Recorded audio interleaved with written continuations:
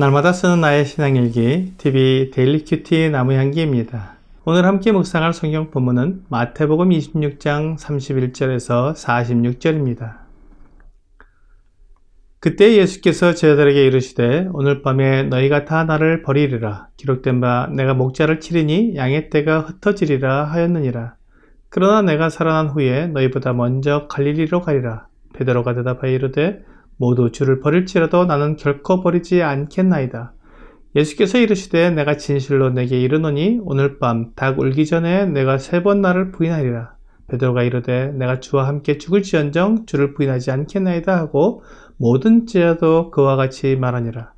이에 예수께서 제자들과 함께 겟세마네라 하는 곳에 이르러 제자들에게 이르시되 내가 저기 가서 기도할 동안에 너희는 여기 앉아 있으라 하시고 베드로와 세베대의 두 아들을 데리고 가실새 고민하고 슬퍼하사 이에 말씀하시되 내 마음이 매우 고민하여 죽게 되었으니 너희는 여기 머물러 나와 함께 깨어 있으라 하시고 조금 나아가서 얼굴을 땅에 대시고 엎드려 기도하여 이르시되 내 아버지여 만일 할만하시거든 이 잔을 내게서 지나가게 하옵소서.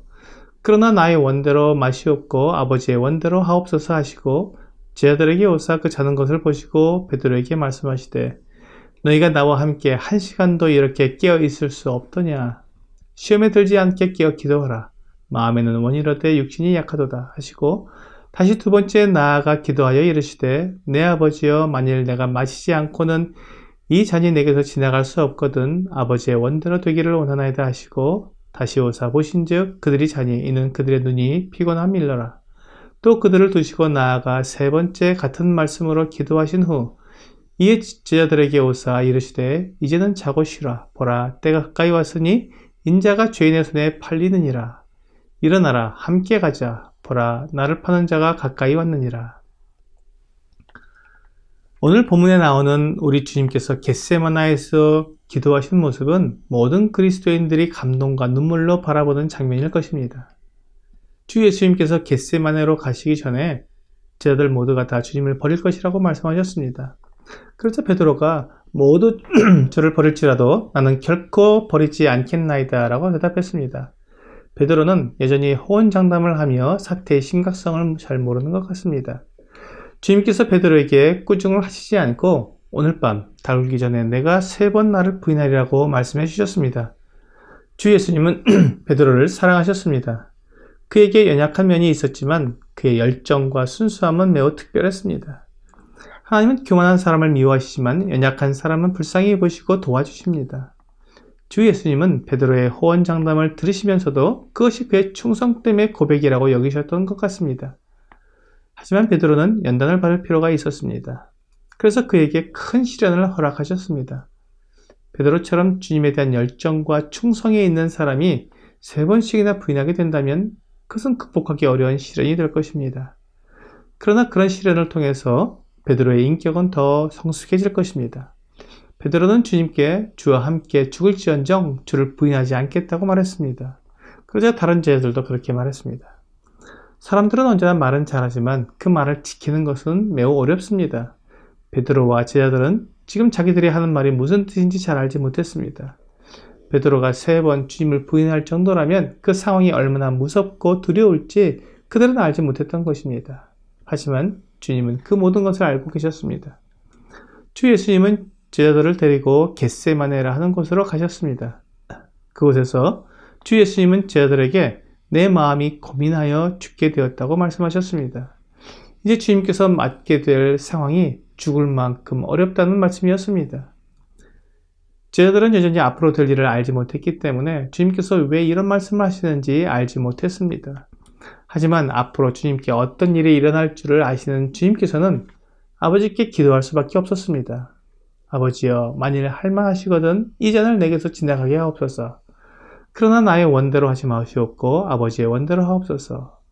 얼마나 간절한 기도였는지 누가복음 22장 44절에서는 예수께서 힘쓰시고 애써 더욱 간절히 기도하시니 땀이 땅에 떨어지는 핏방울같이 되더라고 말씀하고 있습니다.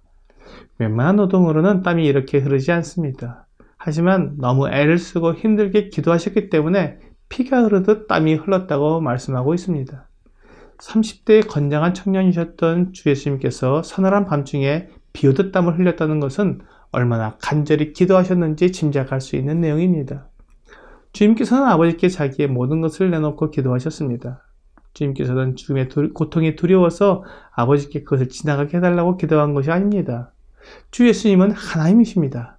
거룩하시고 아무 죄도 없으신 분이십니다. 그리고 이 세상을 창조하신 창조주이십니다. 그런데 그분께서 사람들에게 모욕과 수치를 당하시고 또한 죄인으로서 십자가에 달려 모든 저주를 받으셔야 했습니다. 신명기 21장 23절은 나무에 달린 자는 하나님께 저주를 받았음이라고 말씀하고 있습니다. 우리 주님께서 아버지의 모든 저주를 다 받으셔야 했습니다. 아버지와 아들은 사랑의 관계이며 아무것도 그 사이를 가로막지 않았던 완벽한 관계였는데 그 아버지의 무서운 저주를 주 예수님이 받는다는 것은 이루 말할 수 없는 고통이었습니다. 거룩하신 하나님이 죄인이 된다는 것은 상상할 수 없는 수치였습니다. 그래서 주 예수님은 할만하다면 이 잔을 마시지 않고 지나갈 수 있기를 기도했습니다. 하지만 주 예수님은 지금까지 십자가를 향해 걸어오셨기 때문에 이 잔을 마시지 않고는 사람들의 죄를 용서하고 구원할 수 있는 방법이 없다는 것을 잘 알고 계셨습니다. 그래서 나의 원대로 마시옵고 아버지의 원대로 하옵소서라고 기도했습니다. 기도는 내 소원을 들어달라고 하나님을 조르는 것이 아니라 하나님의 뜻이 무엇인지 알고 그 뜻에 나를 맞추는 시간입니다. 나의 소원을 주님께 아뢰을 수는 있지만 하나님께서 결정하시도록 나를 맡기는 것이 기도입니다. 하지만 주 예수님의 이런 고민과 간절한 기도를 알지 못한 제자들은 그만 잠이 들고 말았습니다. 주님께서는 제자들이 자기와 함께 기도하기를 원하셔서 2번이나 와서 그들을 살펴보았지만 그들의 몸이 피곤했기 때문에 잠들고 말았습니다. 이제 3번이나 같은 기도를 하시고는 오셔서 이제는 자고 쉬라고 말씀하셨습니다. 오늘의 적용 질문을 보겠습니다. 나를 향한 하나님의 뜻은 무엇인지 생각해보고 하나님의 뜻을 위해 기도해 봅시다. 우리는 하나님처럼 모든 것을 알 수 없습니다. 그래서 단편적이고 지엽적인 생각으로 기도할 수밖에 없습니다. 그래서 하나님의 뜻을 구해야 합니다. 내 생각, 내 견해, 내 의견을 주장하다 보면 하나님의 온전하고 정확한 뜻과 반대되는 일을 구할 수도 있습니다. 그러므로 내 뜻을 위해 기도하기보다는 하나님의 뜻을 위해 기도하는 것이 올바른 기도의 자세입니다. 오늘 내 뜻을 위해 기도하는 것이 아니라 나를 사랑하시고 나에게 가장 좋은 것을 주시는 하나님의 온전하신 뜻을 위해 기도하는 여러분과 제가 되기를 주 예수님의 이름으로 기도합니다.